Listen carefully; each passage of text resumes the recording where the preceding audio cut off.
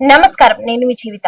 మెదక్ జిల్లా రేగూడు మండలంలోని లింగంపల్లి గ్రామంలో జెడ్పీహెచ్ఎస్ జిల్లా పరిషత్ ఉన్నత పాఠశాలలో చదువుకుంటున్న 6 నుండి 10వ తరగతి విద్యార్థులకు గ్రామ కాంగ్రెస్ పార్టీ అధ్యక్షులు సిద్ధుల జైపాల్ రెడ్డి పరీక్ష ప్యాడ్లు పంపిణీ చేయడం జరిగింది.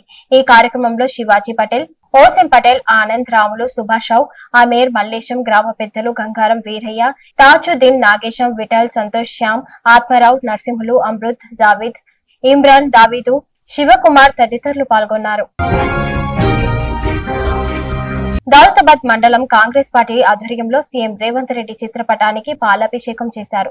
బీసీలకు విద్య, ఆరోగ్య, రాజకీయ రంగాలలో 42% రిజర్వేషన్ బిల్, ఎస్సీ వర్గీకరణ బిల్లుకు చట్టభద్రత కల్పించిన సీఎం రేవంత్ రెడ్డి చిత్రపటానికి గురువారం దౌలతాబాద్ మండల కేంద్రంలో పాలాభిషేకం నిర్వహించారు.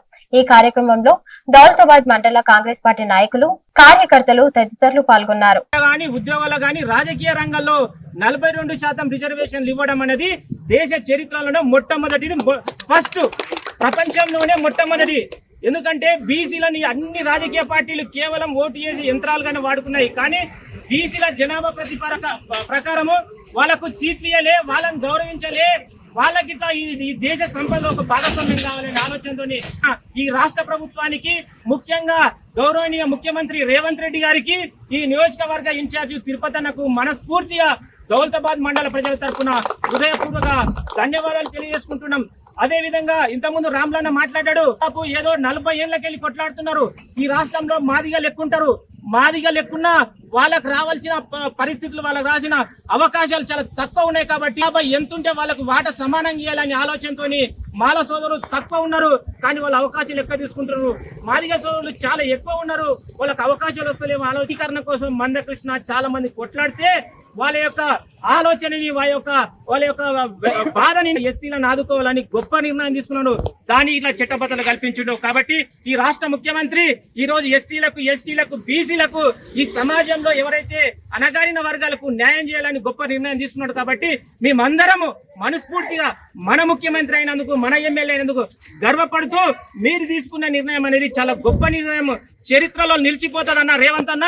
ఖచ్చితంగా మీ 4 ఏళ్లు 20 ఏళ్లు మీరు ఈ రాష్ట్రానికి ముఖ్యమంత్రి కొనసాగే విధంగా కోడంగల్ నియోజకవర్గానికి వెళ్ళి, దౌలతాబాద్కి వెళ్ళి ఖచ్చితంగా మీ చేతోడు వాతోడు ఉంటాం, మీ అడుగుజాడులో నడుస్తాం, ఇంకా దేశవ్యాప్తంగా విస్తరించే విధంగా మీకోసం పనిచేస్తామని గుర్తు చేస్తూ ఈ కార్యక్రమాన్ని ఇంత గొప్పగా ప్రయత్నం చేసి అందరూ ఒకే ఒక్క పిలుపుతోని మీరు అందరు రావడము చాలా హర్షణీయము. వచ్చినందుకు అందరికి ప్రత్యేకంగా అభినందనలు తెలియజేసుకుంటూ ఇప్పుడు పాలన అందరికీ విజ్ఞప్తి చేస్తున్నాం. అచ్చంపేట పట్టణంలోని ప్రభుత్వ ఉన్నత పాఠశాలలో 1974లో 10వ తరగతి, 1976లో ఇంటర్మీడియట్ చదువుకున్న పూర్వ విద్యార్థుల సమ్మేళనం దోమలపెంట సమీపంలో పాతలగంగ వద్ద ఘనంగా నిర్వహించుకున్నారు. ఈ 50 ఏళ్ల క్రితం చదువుకున్న జ్ఞాపకాలను గుర్తు చేసుకున్నారు. గత 3 ఏళ్లుగా పూర్వ విద్యార్థుల సమ్మేళనాన్ని నిర్వహిస్తున్నట్లు నిర్వాహకులు కందూరు సుధాకర్ తెలిపారు.